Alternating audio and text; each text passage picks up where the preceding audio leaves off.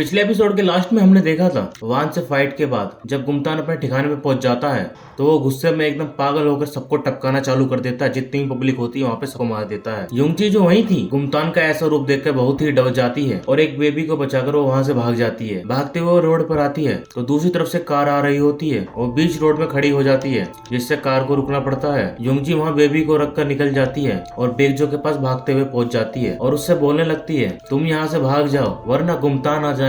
युंगजिन हमारी रोते हुए उससे कहती है कि मैंने आपको धोखा दिया है दादी माँ, प्लीज मुझको पनिश करो लेकिन आप यहाँ से दूर चली जाओ जहाँ वो आपको ढूंढ न सके। ये सब सुनकर भी बेगजो बिल्कुल शांत खड़ी रहती है और कहती है कि चलो अंदर चलते हैं और खाना खाते हैं, ये बुढ़िया कितनी भुक्कड़ है। योंगी समझ जाती है कि बेगजो उसके और गुमतान के बारे में पहले से ही जानती थी और रोते हुए पूछती है कि जब आपको पता था तो आपने ऐसा क्यों किया, मुझे रोका क्यों नहीं। बेगजो कहती है तुम बहुत ही नाजुक हालत में थी, तुम्हारे पेरेंट्स की वजह से तुम्हारा दिल टूटा हुआ था। तुम्हें देखकर मुझे मेरी सारी गलती याद आ गई जो मैंने अपनी जवानी में करी थी और मैं तुम्हारे टूटे हुए दिल को जोड़ना चाहती थी फेविकोल से ताकि तुम बहादुर बन सको। मैं तुम्हारा ध्यान रखना चाहती थी ताकि फिर से तुम्हें वैसा दुख फिर से न सहना पड़े। जो कुछ भी हो रहा है उसमें मेरी ही गलती है, मैं एक इंसान का भी ध्यान नहीं रख पाई। बेगजो कहती है कि मैं जब से यहाँ हूँ, जब से तामरा बना था, मैं तुम्हें सड़क से उठाकर यहाँ पर लाई थी और मैं बस यही चाहती हूँ कि तुम दूसरे बच्चों के लिए ऐसा कुछ कर सको जो मैंने अपनी जिंदगी में कभी नहीं किया। बेगजो की बातें सुनकर युंगजी को बहुत ही गिल्ट महसूस होता है। वो जंगल की तरफ दौड़ती चली जाती है तो उसे वहाँ पे गुमतान मिल जाता है जो बेगजो के घर की तरफ जा रहा था। युंगजी उसे रोककर कहने लगती है कि मुझे पता है बचे हुए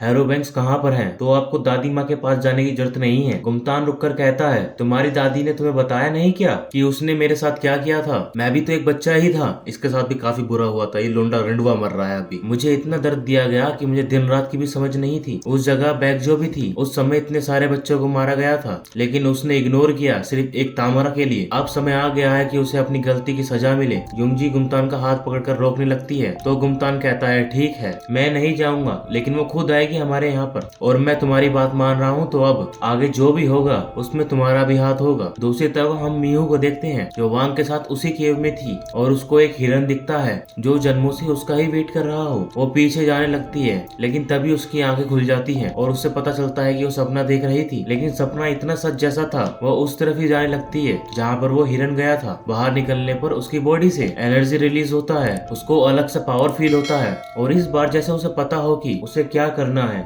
और वो बैरियर बनाने लगती है। वांग को मिहू की एनर्जी फील होती है, वो आके उसको रोक देता है तो मिहू कहती है कि तुमने देखा क्या मैं क्या कर रही थी, मुझे लगता है थोड़ी प्रैक्टिस से मैं बैरियर बना सकती हूँ। तो वांग कहता है ऐसा मत करो, तुम्हें बैरियर बनाने की जरूरत नहीं है। मिहू कंफ्यूज होती है और उससे रीजन पूछती है। वान कहता है कि वो नहीं चाहता कि मिहू हमेशा के लिए गायब हो जाए। वान ऐसा इसलिए बोलता है बोनजुंग की मेमोरी आने के बाद हमारे मिहू खल्लास हो जाएगी। नेक्स्ट सीन में हम बेगजो को देखते हैं जो युंगजी को लेने गुमतान के पास आई थी। गुमतान उसे अपने पावर से डराने की कोशिश करता है लेकिन बेगजो पे कोई असर नहीं पड़ता, ये मर्दानी औरत है। वो चिल्लाकर युंगजी को लुटाने को कहती है। गुमतान अपने पावर से युंगजी को सामने लेकर आ जाता है और कहता है ना कि तुम्हें पता है ना मुझे क्या चाहिए, मुझे बचे हुए सारे हैलोबैंक्स के लोकेशन चाहिए। बेगजो बताने से मना कर देती है, कितनी निर्दयी दादी है ये। तो गुमतान हमारा योंगजी को टॉर्चर करना चालू कर देता है। वैसी हालत में भी योंगजी गुमतान से रिक्वेस्ट करने लगती है कि प्लीज मेरी ग्रैनी को छोड़ दो, बदले में मुझे टपका दो। गुमतान फिर योंगजी को अपने खंजर से मारता है जिसे देख बेगजो जोर से चिल्लाती है। दूसरी तरफ जोहान हर तरफ वांग और मिहू को ढूंढ रहा होता है। वो बेगजो के घर भी जाता है लेकिन वहाँ पर कोई नहीं होता। बेगजो के चिल्लाने से हैरोबैंक्स के स्टैचू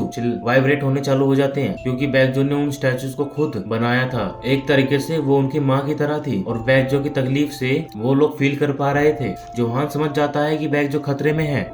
इधर गुमतान भी हैरोबैंक के रिस्पॉन्स को फील करता है। वो कहता है एक बार फिर से ट्राई करता हूँ, पर इस बार वो योंगजी को, पर उससे पहले योंगजी उसको छाती में खंजर घुसेड़ डालती है और कहती है कि मेरी ग्रैनी को अकेला छोड़ दो। योंगजी कहती है कि मुझे तुमसे मिलने का बहुत अफसोस है। ये सुनकर हमारे गुमतान में गुस्सा आ जाता है और वो योंगजी को जोर से मारने लगता है जिससे वो दूर गिर जाती है। गुमतान हमारा फिर से उसकी तरफ बढ़ता है लेकिन तभी वहाँ पे जोहान पहुंच जाता है। वो बेगजो के पास जाकर कहता है आप योंगजी के पास जाओ। गुमतान कहता है कि फाइनली तुमसे मुलाकात हो ही गई। जोहान पूछता है क्या तुम मुझे जानते हो क्या। गुमतान कहता है कि तुम्हें तो नहीं, तुम्हारे भाई को जरूर जानता हूँ। ये सुनकर जोहान अपनी तलवार निकाल लेता है तो गुमतान कहता है इससे तुम क्या करने वाले हो। तो जोहान कहता है कि ऑफिशियली तो मैं मिहू को बचाने वाला हूँ पर अनऑफिशियली मैं अपने भाई के कातिल से उसकी मौत का बदला लेने वाला हूँ। जोहान गुमतान से फाइट करने लग जाता है। जोहान अपनी तलवार से गुमतान के गले पे कट कर देता है, लेकिन वो तुरंत ही हील हो जाता है क्योंकि इसने सुपर सीरन वर्जन 3 पी रखा था। और गुमतान उससे कहता है कि तुमने मुझे क्या वान की तरह कमजोर समझा है। गुमतान जोहान के लिए बहुत ही ज्यादा पावरफुल होता है, वो उसको इजिली हरा देता है। गुमतान फिर युंजी के पास आता है। बैंक जो रोकता ही है तो उसे गले से पकड़ लेता है और अपने पावर से युंजी को टॉर्चर करना चालू कर देता है। आखिरकार बैकजो युंजी की ऐसी हालत देख नहीं पाती और उसको सारी लोकेशन बता देती है। बैकजो अपने पावर से एक पोर्टल बनाती है वहाँ के लिए जहाँ पे हेरोबैंक के स्टैचू होते हैं। गुमतान उस पोर्टल के थ्रू जाकर सारे हेरोबैंक के स्टैचू डिस्ट्रॉय कर देता है और फिर वापस आकर बैकजो में अपना खंजर गाड़ देता है, ये बोलकर कि तुम्हें सब पता होने के बावजूद भी तुमने हमारे साथ जो कुछ भी हुआ उसमें उस मॉन्क का साथ दिया। बैकजो में खंजर लगने से मौसम बदल जाता है। इससे वान को फील होता है कि कुछ गड़बड़ है। वो मिहू को उसी केव में ले जाकर एक बैरियर सा बना देता है उसकी प्रोटेक्शन के लिए और मिहू को वहीं रुकने का बोलकर गुमतान से लड़ने के लिए निकल जाता है। वान जब गुमतान के ठिकाने पहुंचता है तो पहले तो उसे जोहान मिलता है जिसकी हालत इतनी बुरी थी कि हॉस्पिटल वाले भी उसको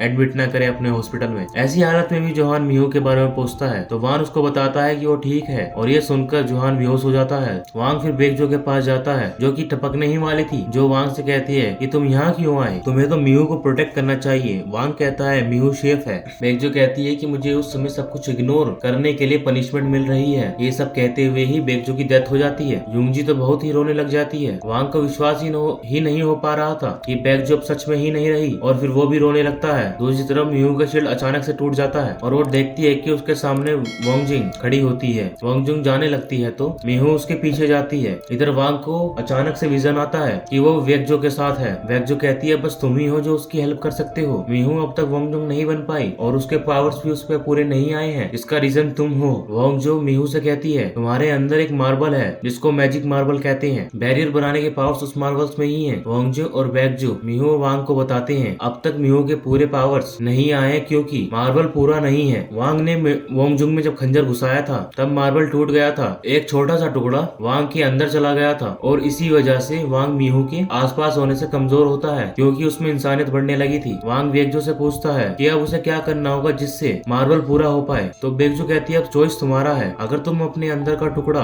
उसको दे देते हो उसके पास उसकी पावर तो आ जाएगी लेकिन तुम्हारी सारी इंसानियत खत्म हो जाएगी और तुम्हारे अंदर का लस्ट डीमन बाहर आ जाएगा। वांग कहता है अगर इसके बाद मिहू अपनी लाइफ जी पाएगी मुझे कोई दिक्कत नहीं है। मिहू भी वांग से पूछती है अगर वो मार्बल टुकड़ा एक्सपेक्ट ना करके अभी जो पावर है उसे ही यूज करके बैरियर बनाए तो क्या होगा। तो वांगजो कहती है कि ऐसा करने पे तुम्हारी जान भी जा सकती है। तो मिहू कहती है कि इसका मतलब है ये पॉसिबल है, मैं बैरियर बना सकती हूँ बिना उस मार्बल के टुकड़े की, तभी वांग इंसान बनकर रह पाएगा, वरना वो लस्ट डीमन रहा तो बैरियर बनते ही वो उसमें फंस के रह जाएगा। वांग और मिहू दोनों ही एक दूसरे के अपनी अपनी जान देने को तैयार थे। बेकजो वांग से थैंक यू बोलती है क्योंकि उसकी और योंगजी की वजह से ही अच्छे मोमेंट्स आए थे। वांग उसे वाय कहता है और कहता है वो जल्दी उन्हें ज्वाइन करेगा। बेकजो के जाने के बाद योंगजी बहुत ही दुख में और गिल्ट में होती है। वो वांग से खुद को मारने के लिए कहती है पर वांग कहता है कि ग्रैनी की डेथ उनकी चॉइसेस की वजह से हुई थी और तुम वैसे हीरो जैसे तुम ग्रैनी के साथ रहा करती थी। वान वहाँ से जाने लगता है तो योंगजी चिल्लाकर कहती है कि प्लीज तुम मरना मत और तुम जिंदा वापस आना। और इसी के साथ ये एपिसोड होता है यहीं पे खत्म। जिसको एपिसोड पसंद है भाई वीडियो को लाइक करो, चैनल को सब्सक्राइब करो, बेल को नोटिफिकेशन पे सेट करो। मैं मिलता हूँ आपके अगले एपिसोड में।